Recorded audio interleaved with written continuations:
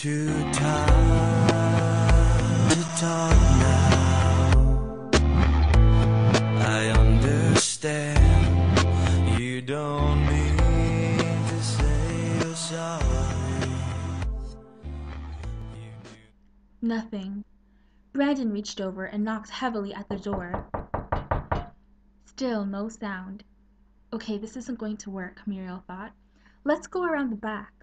She turned to lead the way and saw Clip with his hands cupped around the sides of his face peering through the window. Do you see anything? Kristen asked him. Nope. I think this is the kitchen. It's totally dark inside, Clip answered. Brandon examined the window frame, but found no way of getting it open. Brooke shoved her arm around Murielle's, linking them together. I'm cold and getting wet, she murmured, leading Murielle behind the house. We need to hurry up and find a way inside. Brooke had a strong personality. She could be a little demanding and harsh at times. Murielle had been intimidated by her when they first met, but later learned to appreciate her determinedness and other strong-willed qualities. They rounded the side of the house to face a large backyard. A wooden fence bordered the lush, disheveled grass and held back the tall, hovering trees with its new leaves fluttering in the chilly damp breeze. Brooke pulled Murielle in the direction of the back door. She grabbed the knob and tried turning, yanking, and pushing. It didn't budge. She knocked without stopping. I can't believe we can't get inside our own house. What if we never get in? Murielle glanced around. I wonder if we're being taped right now. That thought interrupted Brooke's relentless rapping at the door. Her luminous brown eyes widened. That would be slightly embarrassing. I hope we don't look like idiots running around in the rain trying to find a way into the house. Murielle looked up at the bits of blue sky peeking through the robust, gray clouds rolling in. Her dark eyes darted down to the dark forest of tangling, skinny tree limbs, then to the wooden fence with peeling red paint, then to something else, red, sticking up from the grass. Inside the red envelope buried behind this house. Murielle shook Brooke's arm. Look! I think that's the envelope we're looking for.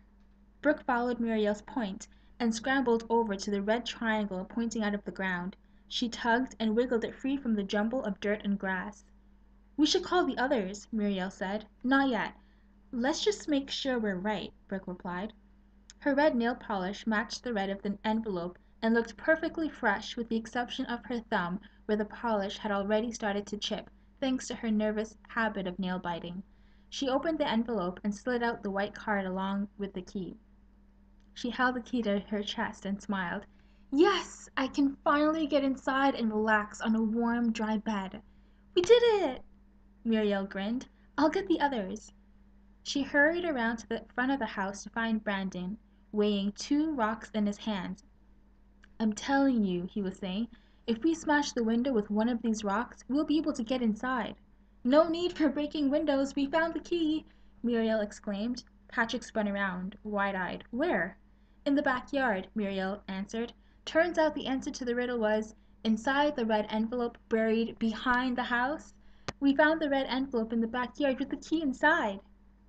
Yes, Kristen squealed. I can finally cozy up to my warm, dry bed. Murielle laughed. That's what Brooke said. Please, any similarities between Brooke and I are merely coincidence, Kristen said. Everyone followed Murielle to the middle of the backyard where Brooke stood studying the card and holding a spade. I think it says we have to feed our cell phones to a box, she said softly. Clip peered at the card and read it before passing it around. Congratulations, you found the key. Now dig a little further. You'll find a box that's very hungry and must eat your cell phones for supper. Make sure it's full and satisfied, or you won't be able to go inside. Patrick nodded. Yeah, I guess we'll find a box when we dig and we have to put our cell phones inside, but who knows, I could be wrong. Brooke smiled. I think you're right this time. Oh my god, do we have to do this now? Kristen murmured, looking up at the clouds. Brooke stabbed the soil with the spade and pushed hard, kicking at the metal with her foot, but didn't get much soil up. Here, let me help. Brandon rolled up his sleeves. This is a man's work. Please, I can do this, Brooke countered. She stared at the stubborn ground. But I don't feel like it right now, so here, it's all yours. Brandon dug up the soil as the rain transformed from a soft drizzling into fat, cold drops falling faster from the sky. Finally he dug up a flat wooden chest box. As they opened it, Muriel half expected to see something inside, but it was empty until a jumble of blackberries, iPhones and flip phones from reluctant hands tumbled inside. Muriel couldn't help but feel that her cell phone looked out of place among the bright and glittery blackberry cases that belonged to Brooke and Kristen. Sometimes she felt like that cell phone, fully functional and decent, but without all the special features and glamour. "That's everybody's phones, right?" Patrick asked. Everyone nodded. "Okay, well, I guess it's full and satisfied." Patrick closed the chest and returned it under the ground. He heaped the soil back over it, returning the area to its previously disheveled state. Muriel looked around the jumbled dirt of a backyard and wondered what else could be buried under it. "This is so our room!" Brooke exclaimed, standing wide-eyed in the doorway of the soft yellow bedroom. The chilly spring breeze was drifting inside, gently pushing the white curtains aside and filling the room with the smell of rain. "It's so pretty!" Muriel gushed. She noticed cameras installed in two corners of the room and one attached to the center of the wall with cords running up to the ceiling. "Isn't it?" Kristen said. "I call this bed," Brooke piped, settling down on the only regular bed in the room. Kristen's smile dropped and she looked annoyed. She pursed her lips and opted for the bottom bunk bed. Muriel climbed to the top bunk. "I love it up here. I have the most amazing view," she squealed, looking out the window. She excitedly went through one of her bags for her notebook. "This is the perfect spot for writing my poetry." "Aw, Muriel, you're so cute," Brooke cooed. She laid comfortably in her bed with one hand propping up her head. She released her ponytail, letting her brown highlighted hair spill out onto the pillow. Instead of finding her notebook, Muriel came across her teddy bear. She pulled him out by his scruffy little ears. "Romeo is the cute one here." She held him up and made him do a little dance. Brooke laughed. "You brought a teddy bear? That's so cute." "Yeah, I've had him since I was 5 years old. We moved around a lot and I kept losing things, but Romeo was the only thing that stayed with me all these years." "That's sweet," Brooke laughed. "I still have my Barbie collection at home." Muriel leaned over the edge of her bunk to face Kristen, who was quietly unpacking. She stuck Romeo in front of her face. "Hi, I'm Romeo. Will you be my Juliet?" she said in an animated voice. Kristen smiled briefly and got up to start filling drawers with her clothes. Muriel sat back in bed. She could already see how awkward sharing a room with Brooke and Kristen would be if they were still mad at each other. She decided it was up to her to resolve whatever problem they had so that everyone could enjoy their stay in this beautiful remote area. "It's cold in here," Brooke said with a smirk. Muriel knew she was referring both to the opened window as well as Kristen's attitude. "I'm too lazy to close the window, though."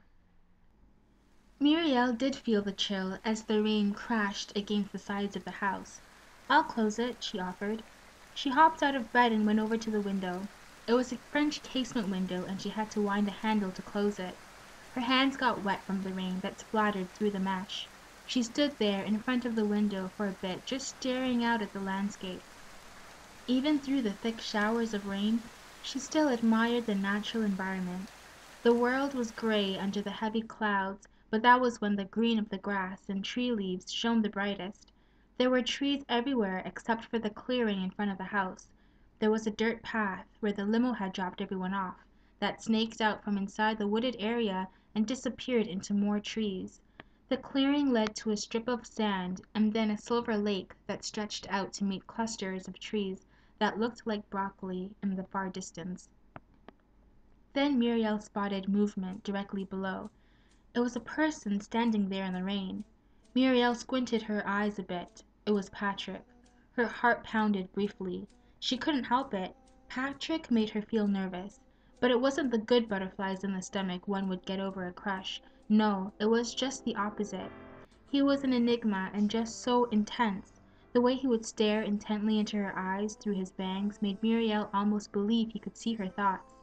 Feeling defenseless, her eyes would immediately bolt. Watching him from this safe distance made her feel less vulnerable. Kristen stood next to Muriel. "You remind me of my cat, Pebbles," she said. He always sits by the window and stares out when it rains. She leaned closer against the window pane. Hey, is that Patrick? What is he doing?